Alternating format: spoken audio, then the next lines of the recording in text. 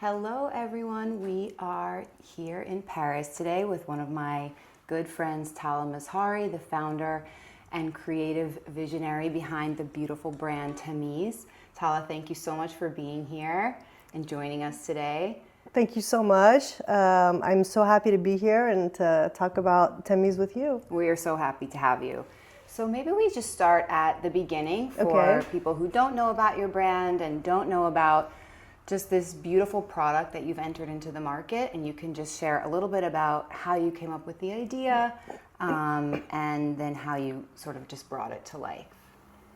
Well, before I started Tameez, as you know, I had a very corporate job, but I always loved art, working with my hands. I used to do a lot of cooking, and I would try to get my son to do a lot of creative things with his hands because I think he has a little bit of that in him. And one of the activities we did together was candle making and soap making. And then, my son loved it because we made some very fun, like Star Wars soaps and stuff. But then I fell in love with the fragrance. As you know, I love perfumes. I have like a massive collection. And as we started playing around with it, I just fell in love with the making of it, the colors, the fragrances.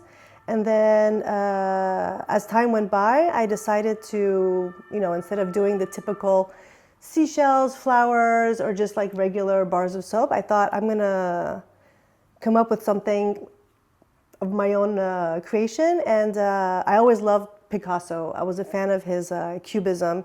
And even my paintings were always inspired by a lot of Picasso's work. I loved making something and then cutting it up and reassembling it. And then I had this vision of what I wanted the soap to look like. I just couldn't quite get there. So I would buy molds, lots of tools. I would watch YouTube tutorials.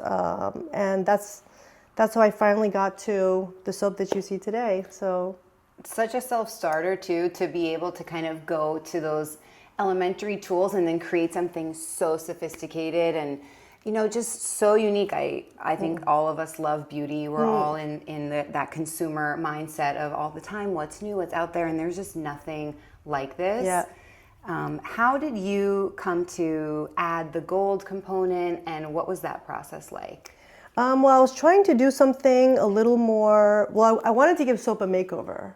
And because I'm Iranian, I love anything gold, anything precious stones, anything just bling, and my name is Tala, which means gold.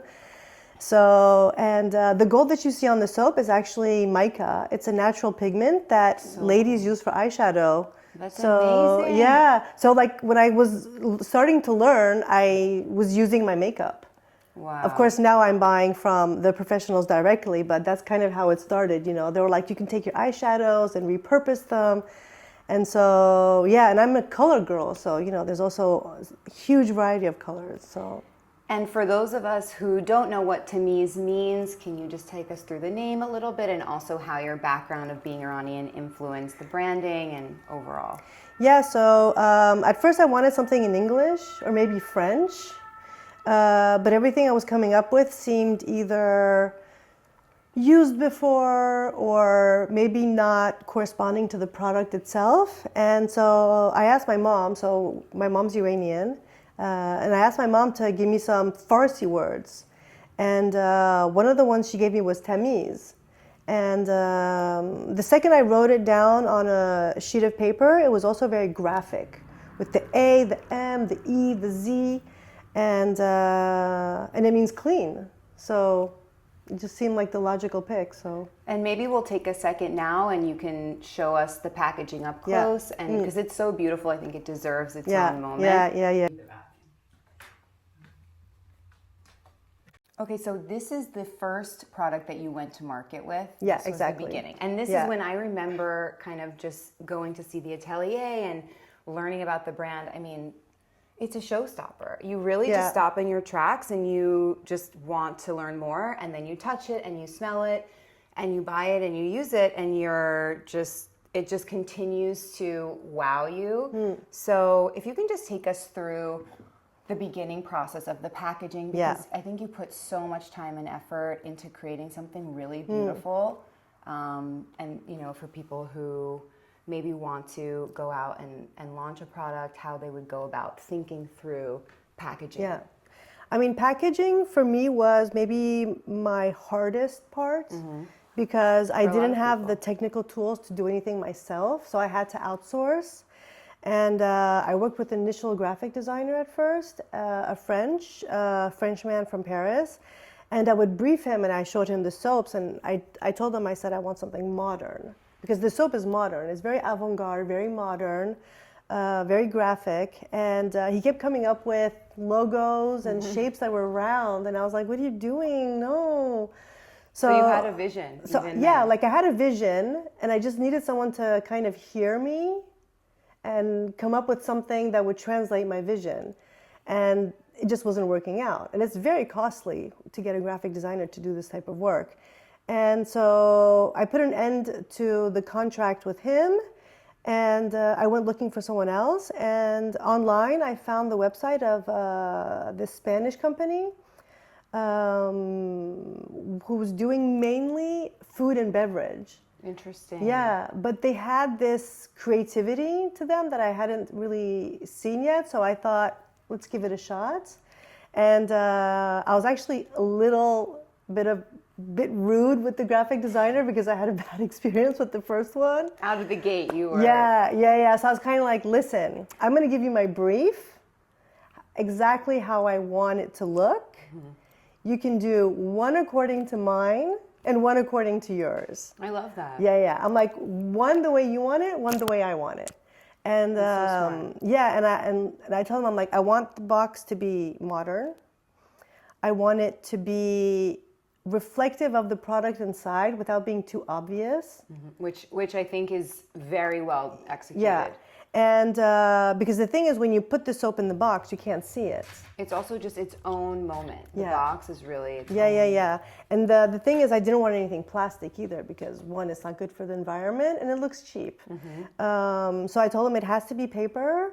And my brief was, give me a hint of what's in the box without showing me fully what's in the box. Beautiful. And it's an artistic product. And so I think a week or 10 days later, he came around with option A, option B.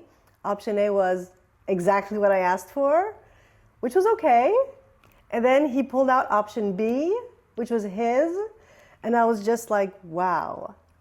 And then he went through the process. So this is the first one. This is the emerald. You can see. It's very all the beautiful detailing.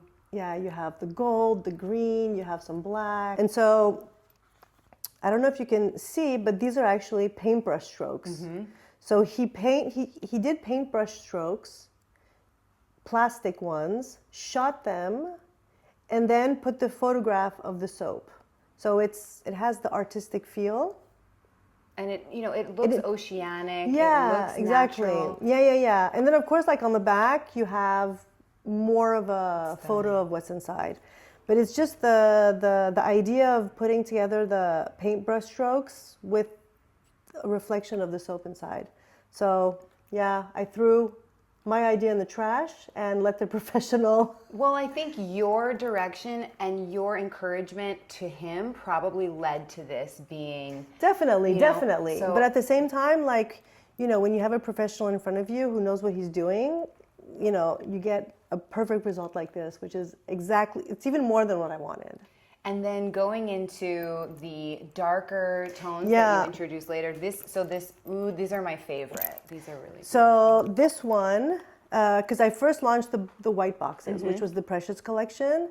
And then I love black. I mean, it's one of my favorite colors. Classic. I wear black all the time. Everything is black. You're Parisian, so... Exactly. And plus, even Persians were wearing black all the time.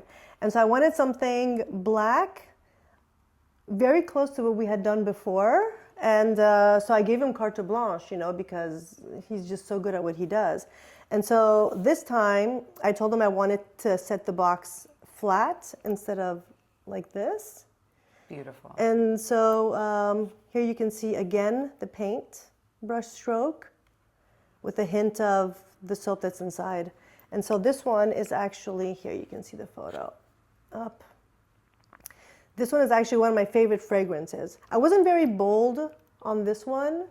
It's a very greeny fragrance. It's like mint, basil, verbena. Very clean. Very clean, yeah. But then as I was putting out more colors, this is one of my favorites because this has a bit of saffron, which comes from Iran.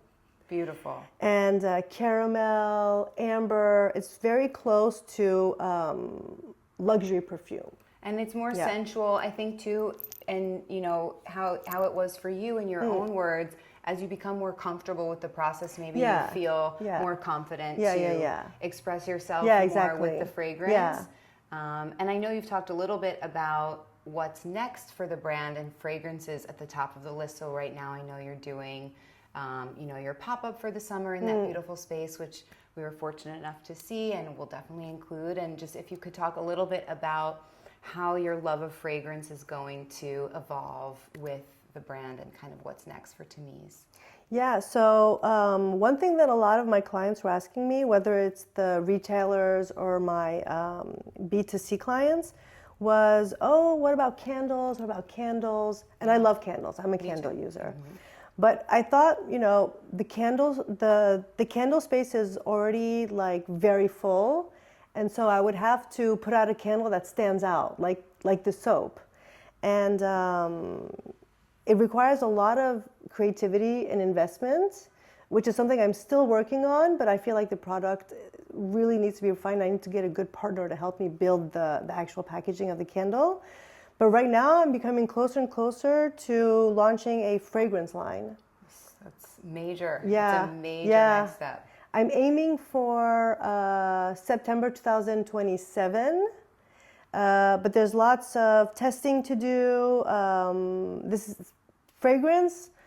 So far, I've just bought it to use it in the soap. But to launch a fragrance line requires, I need someone that has a nose, someone that knows perfumery. So right now I'm working on surrounding myself with the right people. Working on samples.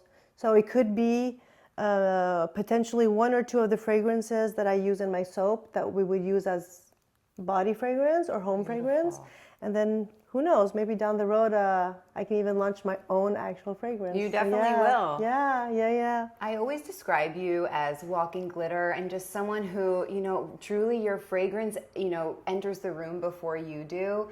Is there a balance to being such a creative force and then also having to manage the actual logistical business side of a product-based business where there's just, you know, there's a lot of moving parts and, you know, whether you're consumer facing or in production or packaging or, you know, logistics and shipping, how do you kind of maintain everything and still evolve and be creative? Is it through travel or nature, family, cooking? What are those things that you kind of reach to recharge your creative and balancing everything? I mean, my inspiration can come from anything.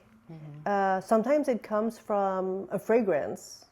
My fragrance suppliers from Grasse, they will send me some samples, and then I'll just smell it and like I'll close my eyes and I'll be like, what color is this? What is this? Yeah. You have a gift. Yeah. You have a gift. Or sometimes it's the other way around.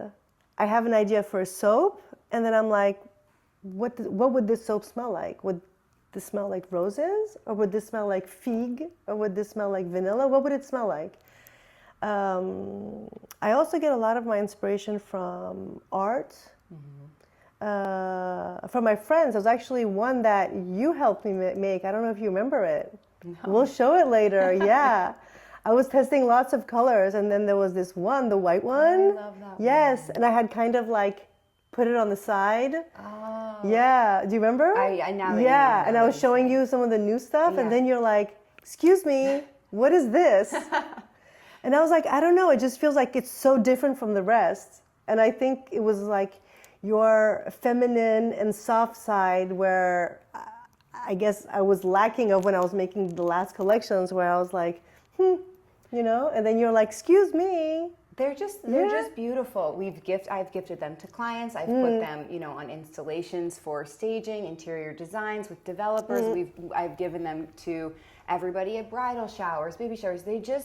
They're so many little gifts in one, and then, you know, that's just like the ultimate kind of end result and the way your skin feels after and just the, overall experience.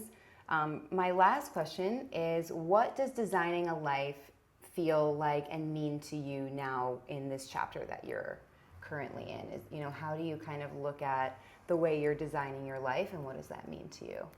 That's a tough one. That's a tough one. It is. It is. I think like everyone else, and especially creative people, I have very high ups and very low downs. So I go up and down. There's like creative bursts.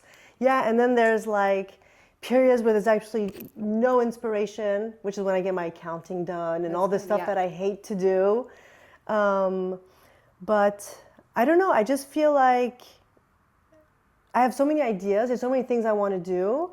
And like you saw the space I just took for 3 months this summer, where I'm showcasing my soap. And next to your atelier. It's right next to my atelier. Have a whole ecosystem. Exactly. And because I'm Iranian and there's quite a large community in Paris, I've just made so many Iranian female friends who do, whether it's jewelry, whether it's painting, whether it's sculptures, fashion, anything.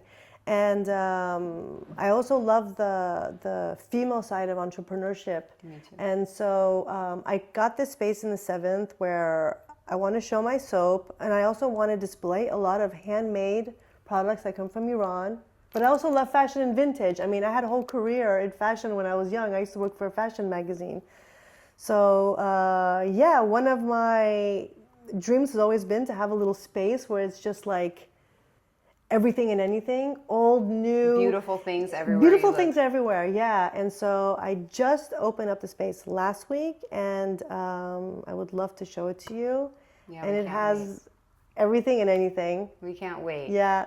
Well, we'll be sure to be following along for all the new phases of the business and the progression of the fragrance, and mostly just, excited to link the product and kind of share it with the audience. And thank you so much for taking the time today. Thank you so much. And looking forward to, putting this further into the world. Thank you so much. Thank you.